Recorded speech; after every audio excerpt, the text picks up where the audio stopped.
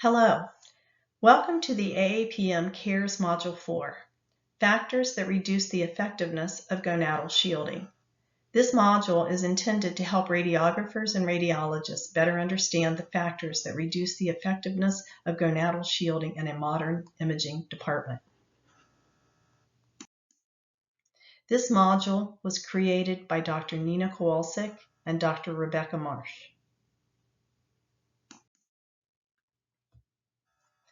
At the conclusion of this module, you should be able to describe the anatomical variations related to the male and female gonads that inhibit accurate gonadal shielding, specify how current knowledge regarding the hereditary risks of radiation exposure and tissue weighting factors have changed over the past 50 years, discuss the technological changes related to AEC in radiographic and CT equipment and the effect these changes have on radiation dose when shielding is placed within the X-ray field. So, you may be asking yourself, why is a revision of gonadal shielding necessary? The use of gonadal shielding was introduced into the United States Code of Federal Regulations in the mid-1970s, citing hereditary risks as the primary concern of radiation exposure. It is important to understand this regulation was enacted in response to concerns regarding hereditary risks that can be passed on to future generations. The Act was not meant to decrease the overall reduction of stochastic risks to the individual actually receiving the radiographic procedure. Additionally, longitudinal studies conducted over the last 40 years have found no hereditary effects in humans from radiation levels associated with diagnostic imaging. In fact, data regarding fetal dose suggests that doses of less than 100 milligray demonstrate a very small to non-existent risk to an embryo or fetus. Therefore, genetic risk estimates in human populations have concluded that there is no direct evidence of a radiation-associated excess of heritable disease. So, what are the current associated risks to gonadal shielding which may actually increase patient radiation dose when gonadal and fetal shielding is used? The current associated risks include the difficulty encountered in actually covering only the sensitive reproductive anatomy and not obscuring other important anatomy, which may be helpful in making a diagnosis. Additionally, if the shield is located in the X-ray field, as is necessary when covering a female's ovaries, this will increase the radiation exposure to all other anatomy within the radiation field. We will see later in this module how this can be an issue regarding the radiation dose to other more sensitive organs in the abdomen and pelvis. Lastly, it is important to ensure that when using automatic exposure control, or AEC, the shield does not lie within the radiation field, which will also increase the radiation dose to other sensitive anatomy. In 1977, when gonadal shielding became a well-established part of medical imaging, the gonads were thought to be more than twice as radiosensitive than any other tissue. By 2007, this was no longer the case. Both the colon and red bone marrow are now thought to be more radiosensitive than the gonads. In fact, the most current tissue weighting factors suggest that 60% of the total radiosensitivity risk is attributed to the bone marrow, the breasts, the colon, the lungs, and the stomach. As previously mentioned, the tissue weighting factors for the gonads have changed significantly over the years. In 1977, the gonads were assigned a tissue weighting factor of 0.25. This dropped to 0.20 in 1990, and most recently to 0.08 in 2007. In fact, the most recent tissue weighting factors attribute 60% of the total risk to just 5 organs, as mentioned in the previous slide: the bone marrow, the breasts, the colon, the lungs, and the stomach.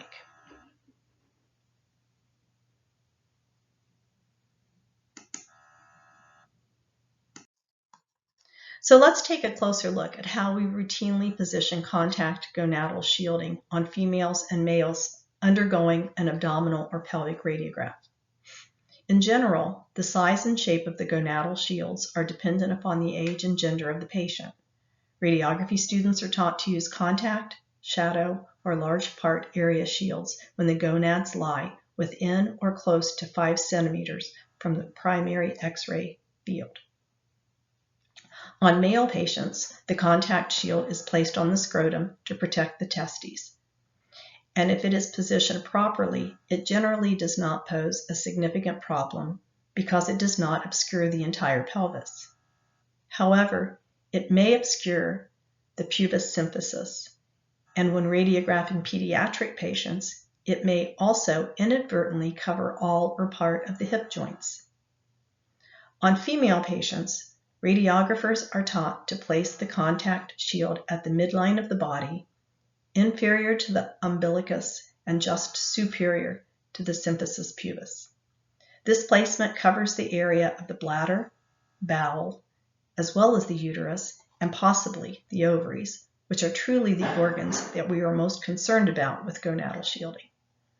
It is nearly impossible to completely cover the sensitive anatomy and not obscure other pertinent anatomy within the pelvic region. Correct placement of a male gonad shield requires the radiographer to place the contact shield in the midline of the pelvis, covering the scrotum, due to the position of the testes being external to the pelvis. It is important to make sure that other anatomy is not inadvertently covered or obscured, and in general, there are very few difficulties related to male gonad shielding. For females, gonadal shields are traditionally placed on the true pelvis in an attempt to cover the ovaries.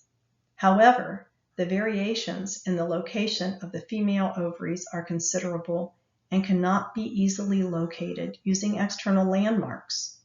As an example, the sagittal post-contrast T1 fat saturation magnetic resonance images in the same patient demonstrate a variable position of the right and left ovaries in the cranial-caudal plane. In 2009, Bardo, Black, and Schenk conducted a retrospective study of 336 pelvic and lumbar spine magnetic resonance images to visualize the variations in the location of ovaries in females. The results of their study demonstrate that the ovaries were generally located laterally in the pelvis, not near the midline, which is the area traditionally shielded during abdominal and pelvic imaging. This is another example of a variation of ovary placement in the same patient. These sagittal T2 pelvic magnetic resonance images also demonstrate a variable position of the ovaries in a cranial-caudal plane. So in fact, even when the female gonadal shield is placed correctly on the true pelvis, it is uncertain if the ovaries are even protected. But we do know that using shielding material placed in the X-ray beam field during abdominal and pelvic imaging, as is required for proper gonad shielding, will increase the radiation dose to the individual, especially when automatic exposure control is used.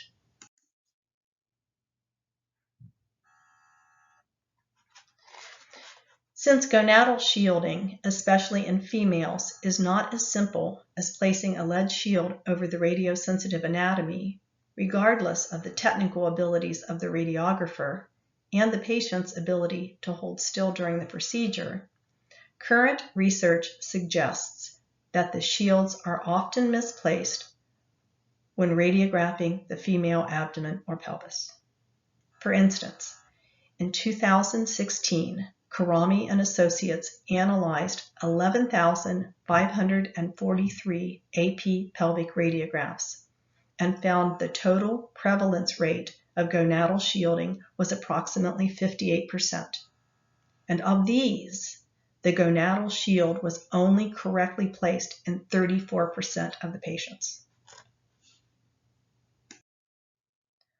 Although radiographers consider gonadal shielding as a core competency in clinical practice, this evidence raises a question as to how this competency can truly be correctly evaluated. Often, efforts to reduce patient dose using gonadal shields during abdominal and pelvic imaging actually increase dose because of inadequate coverage of the gonads or the inability to demonstrate critical anatomy, which may result in a repeated radiograph. Since it is almost impossible to ensure proper placement of the gonad shielding in the female, in combination with the lower tissue weighting factor recommended by the ICRP, current scientific evidence and federal and state agencies indicate that this routine practice should be discontinued in most instances.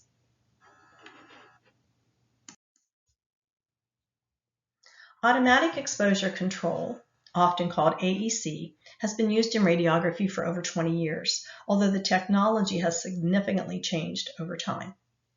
This system is available on most modern radiographic units, and its function is to consistently control the amount of radiation reaching the image receptor to obtain an optimized image.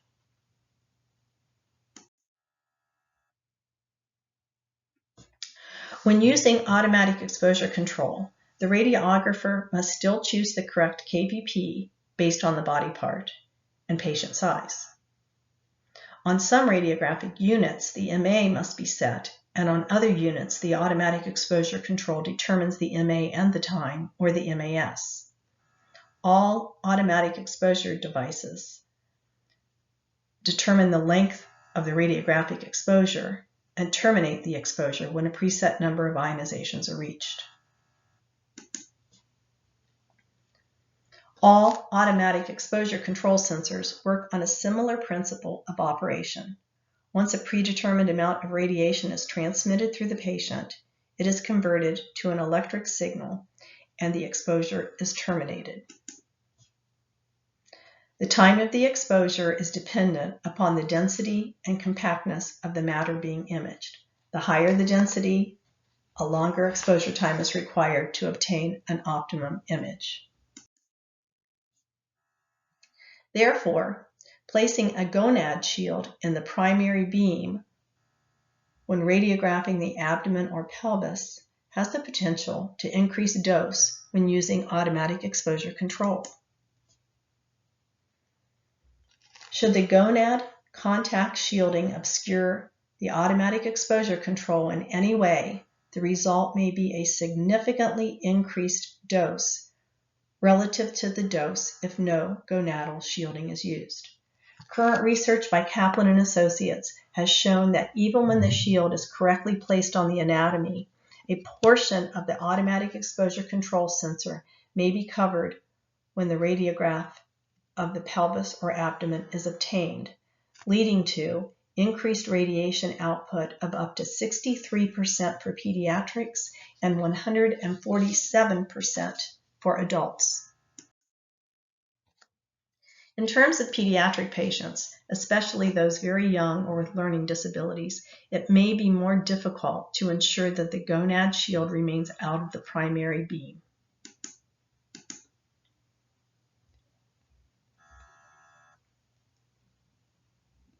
Both patient size and risk of movement prior to obtaining the abdominal or pelvic image may affect the radiographer's ability to control proper placement. If the shield is within the AEC field, the patient will receive a much higher dose of radiation. The decision to use shielding on children should reflect best practices, and you should always follow your institutional policy.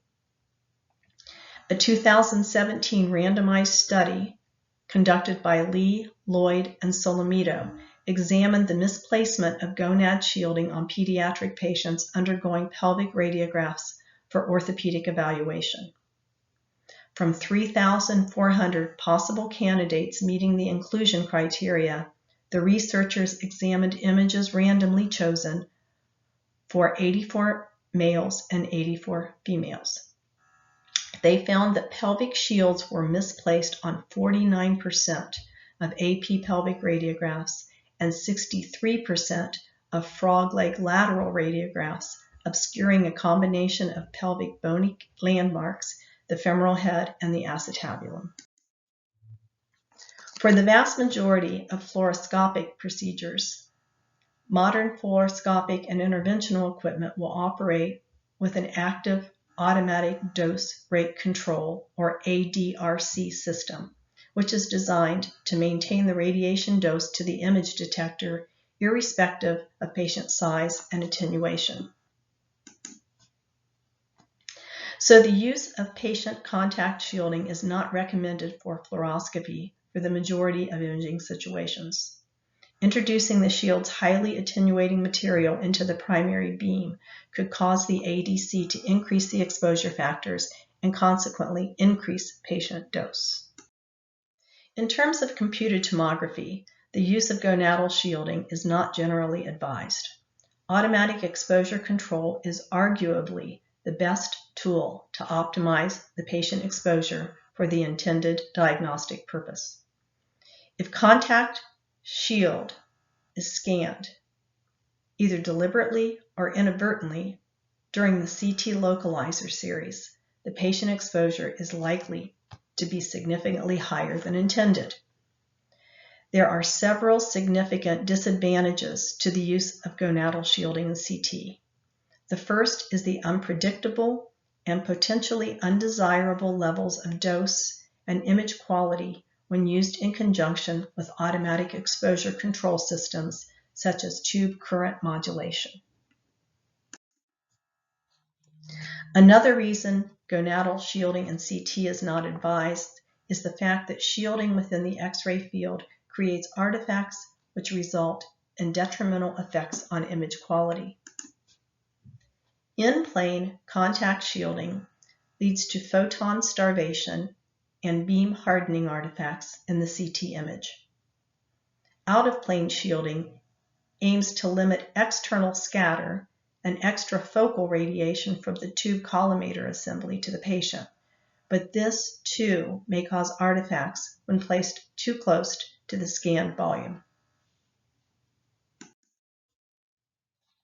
A third issue regarding the use of gonadal shielding in CT relates to wasted radiation exposure, which is associated with the requirement in CT to collect projection data over at least a 180-degree field. Over the years, there has been a great focus on the reduction of unnecessary dose in CT technology. Therefore, CT manufacturers have incorporated organ-based tube current modulation. In this mode, the tube current is either switched off or reduced over the arc of the rotation covering the radiosensitive organ. Therefore, in CT, it is recommended that all optimization approaches should be considered and applied to achieve similar or larger dose savings.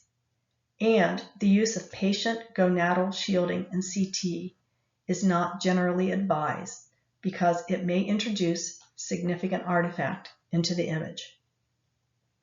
The complex relationships between CT parameters, diagnostic requirements, and risks are best explored and optimized by a multidisciplinary team that should include CT technologists, physicians, application specialists, and medical physics experts. The use of gonadal shielding should never be used as the primary method of reducing patient dose. Any intended decrease in radiation exposure from shielding the gonads is negligible compared to the dose of radiation that is scattered within the patient's body. The use of gonadal shielding has been practiced for many years in an effort to reduce the dose to the gonads based on hereditary effects.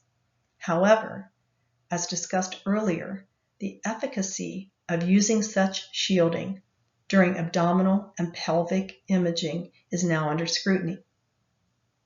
As with other areas of medicine, the use of patient gonad shielding should be evaluated from a risk versus benefit perspective.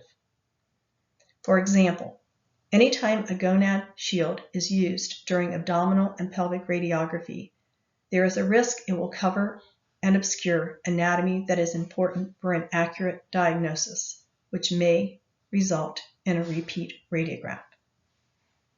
It is often assumed that shielding always improves patient safety, but this is not necessarily the case. The use of gonadal shielding in diagnostic imaging should be guided by the supporting evidence, and the focus should be on what is safest for the patient. The use of patient gonadal shielding is not considered an effective method to address ALARA and is generally not recommended for the majority of imaging exposures. Since gonadal shielding can introduce the possibility of risks and provides little or no benefit to the patient, we are encouraged to discontinue the use of gonadal shields as part of routine practice when radiographing the abdomen and pelvis. Additionally, you should always follow your institutional radiation safety policies regarding gonadal shielding. So, in summary, we must assess if the benefit provided by gonadal shielding is greater than the associated risks when radiographing the pelvis and abdomen. It is important to stress that this change in shielding only applies to abdominal shielding of the reproductive organs and the fetus. Radiographers must be appropriately educated concerning the evidence-based knowledge required to provide accurate information. We must also be good communicators and careful listeners in order to facilitate this discussion with patients, families, and caregivers. Where appropriate, for example, if an individual is particularly anxious or requires additional reassurance, radiographers should take the time to explain the function of gonadal shielding as part of a multifactorial and overarching dose reduction strategy. In instances when the application of patient shielding is justified, it is important that employers have developed clear criteria for its use. As always, you should always follow your institutional radiation safety policies.